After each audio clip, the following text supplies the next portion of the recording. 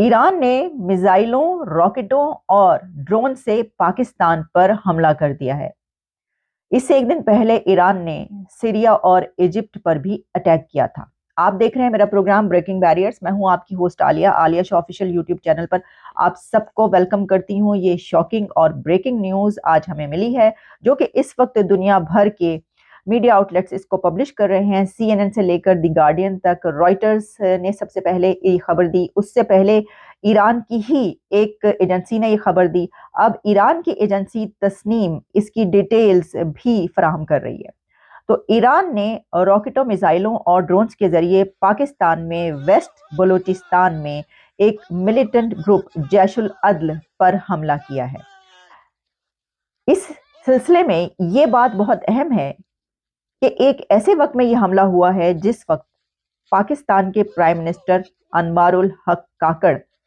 World economic forum में हिस्सा लेने के लिए डावोस में मौजूद है और डावोस में उनकी मुलाकात ईरानी फॉरेन मिनिस्टर से हो चुकी है। अब एक ऐसे वक्त में कि जब वो मुलाकात होती है प्राइम मिनिस्टर काकड़ की ईरान की अथॉरिटीज के साथ डावोस में, और उसी के साथ ये हमला हो जाता है। लेकिन इसी के साथ कुछ और खबरें भी सोशल मीडिया पर चल रही हैं, तो जरा ये देखे लेते हैं कि ये क्या है। और ईरान का ये कहना है कि missiles and drone strikes to destroy 2 strongholds of the Sunni militant group Jaishul Adl, known in Iran as जैशुल दुल्हम, और उनको बनाया गया है निशाना Pakistan south west Balochistan province. अब इसमें पाकिस्तान की फॉरेन मिनिस्ट्री ने भी इसका जवाब दे दिया है। पाकिस्तान की फॉरेन मिनिस्ट्री की तरफ से ये कहा गया है कि इसमें 2 मासूम बच्चों का कत्ल हुआ है, वो मारे गए हैं इसके अंदर, और इसके नताइज ईरान को भुगतना होंगे। नताइज कैसे भुगतना होंगे और क्या पाकिस्तान इस हमले का जवाब देने लगा? पाकिस्तान इसके जवाब में हमला करेगा? अगर नहीं करेगा तो क्या होगा, और अगर करेगा तो क्या होगा? इसके ऊपर बाद में आते हैं, पहले जरा इसकी डिटेल्स देख लेते हैं। और पाकिस्तान की तरफ से क्या है कि ये unprovoked violation of its air space है। ईरान की तरफ से ये वायलेशन की गई है। फिर उनका ये कहना है कि ये इलीगल एक्ट है दफ्तर खारजा की तरफ से, और इसमें कहा गया है कि ऐसे कई चैनल्स मौजूद हैं कि जिससे बातचीत के जरिए, कम्युनिकेशन के थ्रू हम ये मसाइल हल कर सकते हैं। लेकिन इसके बावजूद ईरान ने दोनों मुल्कों के बीच जो कम्युनिकेशन चैनल्स हैं उनको इस्तेमाल नहीं किया। अच्छा, फिर इसके अलावा उन्होंने स्ट्रॉन्ग प्रोटेस्ट अपना शो करवाया है वगैरह वगैरह। ये सब चीजें तो अपनी जगह हैं, लेकिन आप अब ये बात याद रखिए कि ये जो जैशुल अदल सुन्नी मिलिटेंट ग्रुप है, ये 2012 में फाउंड किया गया या ये सामने आया, और इसकी तरफ से ईरान के खिलाफ हमले किए गए। ईरान अभी नहीं बल्कि काफी अरसे से ये बात कह रहा है। एक अलहदगी पसंद ग्रुप भी कहा जाता है, वो बॉर्डर के दोनों तरफ, on both sides of border जो है वो काम करता है। इसमें रिस्पॉन्सिबिलिटी जो है उन्होंने काफी मर्तबा क्लेम की है। ये बात भी है कि जो तालिबान हैं वो भी इसमें शामिल हैं और वो इस ग्रुप को चलाते हैं। तो फिर ये बात भी होने लग पड़ी, मैं देख रही थी कि तालिबान अगर इस ग्रुप की सरपरस्ती करते हैं या वो इसमें शामिल हैं, तो ईरान ने बजाय अफगानिस्तान के पाकिस्तान पर हमला क्यों किया? ये बड़ी अजीब सी बात है, बहुत ही अजीब सा सवाल है। वो ग्रुप जहां पर मौजूद होगा, हमला तो वो वहीं पर करेंगे। तालिबान अगर अफगानिस्तान में वो ग्रुप होता तो वो अफगानिस्तान पर हमला करते, लेकिन मुबैना तौर पर एलिजिडली अगर ये ग्रुप वहां पर मौजूद है तो जाहिर है कि उन्होंने हमला वहीं पर करना था, जैसा कि वो कह रहे हैं। लेकिन देखिए, जैसा मैंने एक सवाल उठाया, ये बड़ा ही एक अजीब वक्त है कि जिस वक्त प्राइम मिनिस्टर काकड़ वहां पर मौजूद हैं, उनकी मुलाकात होती है उनके अथॉरिटीज के साथ, ईरान की अथॉरिटीज की। आप तस्वीर देख रहे हैं, ये तस्वीर देख रहे हैं आप, ये उस वक्त की मीटिंग की तस्वीर है कि जिस वक्त पाकिस्तान में हमला हो रहा है। यानी आप अंदाजा ये कीजिए कि वहां पर पाकिस्तान का वजीर आजम ईरान की अथॉरिटीज से मिल रहा है और ईरान जो है वो वहीं पर हमला करे। अब इस तस्वीर में आप देख सकते होंगे कि ये जो ईरानी भाई साहब हैं, इनकी शक्ल देखकर ही अंदाजा हो रहा है कि कुछ होने वाला है। यानी वो जिस तरीके से ये बात सोशल मीडिया पे की जा रही है, वैसे तो देखिए तस्वीर कोई किसी तरह भी उतर सकती है, लेकिन इसको इस तरह लिया जा रहा है कि ये तो वाकई ये लगता है कि कुछ करने लगे हैं, जैसा उनकी शक्ल जैसी बनी हुई है। लेकिन इसमें मैं देख रही थी कि जो वजाहत एस खान एक بہت ہی بڑے جرنلسٹ ہیں، وہ یہ بھی کہہ رہے تھے کہ جناب یہ جو ہے حزب اللہ، لبنان کی جو ملیشیا تنظیم ہے حزب اللہ، اس کا کہنا یہ ہے کہ یہ ایران اور پاکستان نے مل کر کیا ہے، یعنی پاکستانی فوج کو معلوم تھا یا پاکستانی حکومت کو پتا تھا، تو یا تو اجازت سے کیا گیا ہے یا پھر مل کر کیا گیا۔ یہ بڑی عجیب سی بات ہے، یعنی حزب اللہ وہ گروپ جو کہ ایران جس کو بیک کرتا ہے، تو وہ اگر ایسی بات کہے گا تو پاکستان ایسا کیوں کرے گا کہ کسی دوسرے ملک کے ساتھ مل کر ہی اپنے ملک کے اوپر حملہ کیوں کروائے گا؟ یہ بڑا عجیب سا سوال ہے۔ اور دوسرا یہ کہ جو حزب اللہ ہے وہ ایران اس کو بیک کرتا ہے، تو اگر ایران نے ایسا کیا ہے تو وہ اپنے ہی ملک ایران کی یہ بات ریویل کیوں کر دے گا؟ لیکن یہ باتیں چل رہی ہیں، یہ میں آپ کو بتا رہی ہوں کہ جو سوشل میڈیا پر چل رہا ہے، اور لوگ اس کے اوپر بات پہ، لوگ تو یہ کہہ رہے ہیں کہ بھائی ابھی تک بیٹھے کیوں ہیں، آپ حملہ کیوں نہیں کر رہے، آپ حملے کا جواب دیں۔ کچھ لوگ یہ کہہ رہے ہیں کہ یہ تو سیاست سے باہر نکلیں گے تو حملے کا جواب دیں گے، وہ کہیں گے، بلکہ یہ ہو رہا تھا، میں تو یہ سمجھی کہ ISPR کے نام سے کوئی فیک اکاؤنٹ بنا ہوا ہے اور اس نے ٹویٹ یہ کیا ہوا جس کو دیکھ کے بالکل یہ لگتا ہے کہ یہ وہی ہے، صحیح چینل ہے ان کا، صحیح اکاؤنٹ ہے، تو انہوں نے یہ کیا ہوا ٹویٹ کہ ایران کے حملے کے جواب میں پاکستان کا انٹرنیٹ بند کر دیا گیا، پاکستان کے تمام پروونسز میں انٹرنیٹ بند ہو گیا ہے، اور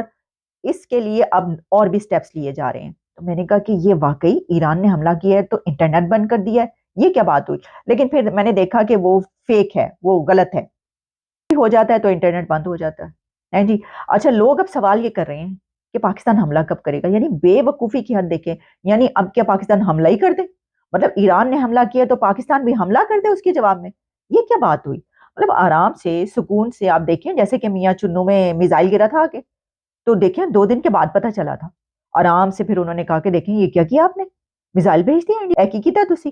اور پھر اس کے بعد جو ہے انہوں نے کہا اچھا چلیں مل کے کر لیتے ہیں کچھ، وہ ٹاکی شاکی مار رہے تھے، چل گیا آپ کی طرف گر گیا، تو وہ ہو سکتا ہے کہ 1-2 دن کے بعد وہ ایران بھی کہہ دے بھائی یہ غلطی سے چل گئے ہیں میزائل، ہم چیک کر رہے تھے اپنے، دیکھیں نا سیریا پہ مارنے ہوتے ہیں، عراق پہ مارنے ہوتے ہیں، آج کل ہمیں کتنی ضرورت ہے راکٹوں کے چلانے کی، مارنے کی، میزائلوں کی، تو ٹاکی مار رہے تھے، صفائی کر رہے تھے، چل گئے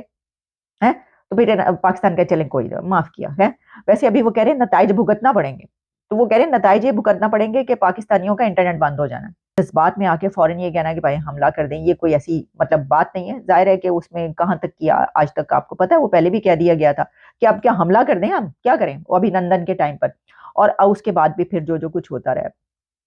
بالاکوٹ وغیرہ جانتے ہیں آپ۔ اچھا، اس میں ایک اور اس کی اہم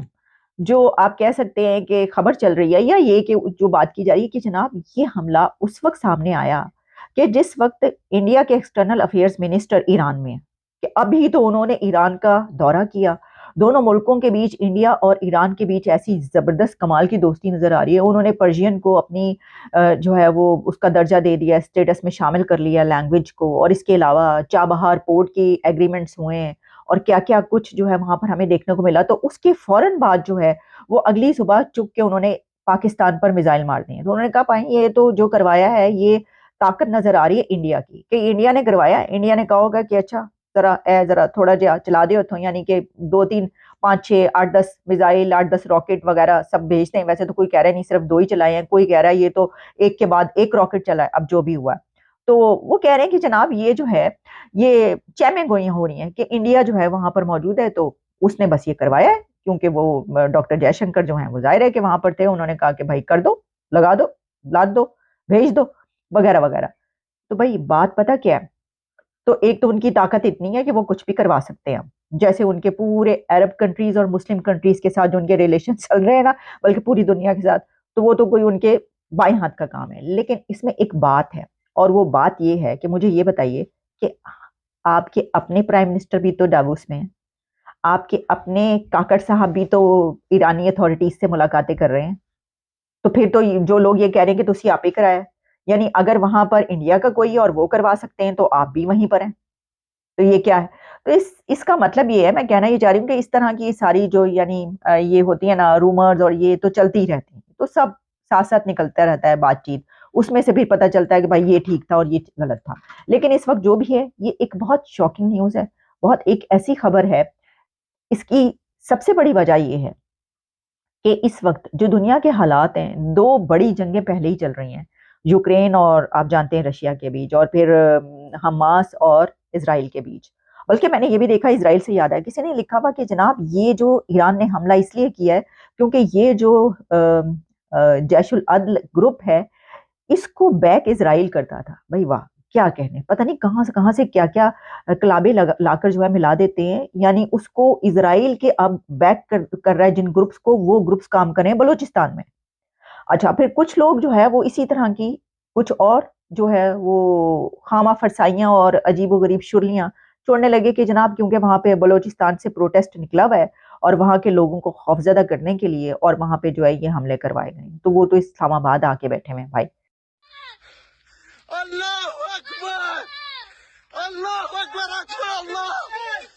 دربت، اللہ اکبر.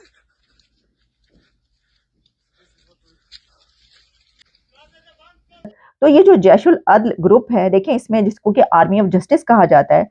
انہوں نے جو لانچ کیے ہیں بہت ہی خطرناک اور ایسے attacks against Iranian border guards, تقریباً 2013 سے یہ ہو رہا ہے،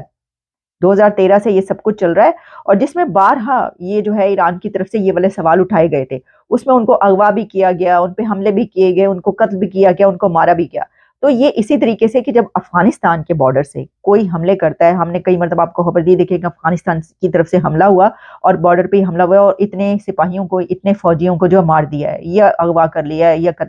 وہ بھی یہی سلسلہ ہوتا ہے. اور پاکستان کی طرف سے پھر اس کے اوپر آواز اٹھائی جاتی ہے کہ یہ کیا ہو رہا ہے، دیکھیں یہ ہوا ہے ہمارے ساتھ، ٹی ٹی پی نے یہ کیا ہے، آپ کے وہاں پر دہشت گرد موجود ہیں وہ کیا. تو اگر وہ ٹھیک ہوتا ہے پاکستان کی طرف سے آواز اٹھانا افغانستان کی حکومت سے ٹی ٹی پی کے خلاف، تو پھر اگر ایران یہ کہہ رہا ہے کہ یہاں پر دہشت گرد گروپ موجود ہیں تو پھر ظاہر ہے کہ ان کو اب ایک کام اگر غلط ہے تو وہی دوسرا کر رہا ہے تو وہ صحیح کیسے ہو سکتا ہے. تو یہ ہے سلسلہ. اس میں اب یہ کہ اور جو بھی ڈیولپمنٹ ہوگی پاکستان کی طرف سے، جو بھی کہا جائے گا، ڈیولپمنٹ کیا ہوگی. جو لوگ یہ کہہ رہے ہیں کہ اس کے اوپر حملہ جو ہے فوری طور پر کر دینا چاہیے، تو کیونکہ اس کی وجہ یہ ہے کہ یہ کچھ لوگ جو حملے کی بات کریں کہ بھائی اس کا جواب دینا چاہیے، تو وہ یہ دیکھتے ہوئے دے رہے ہیں کہ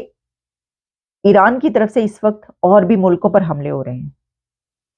تو پاکستان پر یہ حملہ بھی پھر اسی طریقے سے دیکھا جائے گا کہ بھئی انہوں نے سیریا پہ حملہ کیا، انہوں نے ایجپٹ پہ کیا، وہ ہوتیز کو بیک کر رہے ہیں، تو وہ تو ایک جنگ میں جو ہے وہ انڈائریکٹلی شامل ہی ہیں. تو پاکستان پر یہ حملہ انہوں نے کیا اور پاکستان نے اگر جواب نہ دیا اس کا، پھر اس کو بھی ویسے ہی لیا جائے گا کہ پھر اس کا مطلب ہے پاکستان کی سوورینٹی کا کوئی حال بحال ہے، کوئی پرسان حال ہی نہیں ہے کہ ایران نے اس کے پر بھی حملہ کر دی. لیکن اس میں یہ بھی ہے کہ اگر پاکستان اس کا جواب دیتا ہے حملے کی ہی صورت میں، تو پھر اس کے جواب میں کیا ہوگا. بہرحال اجازت دیجیے، میرا خیال یہ ہے کہ یہ جو بھی ہوا ہے،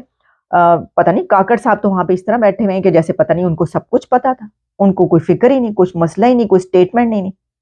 ان سے پوچھنا چاہیے آپ کو پتا تھا یہ کیا چکر ہے، کیا ہوا ہے. اجازت دیجیے، دوبارہ آپ سے ملاقات ہوتی ہے.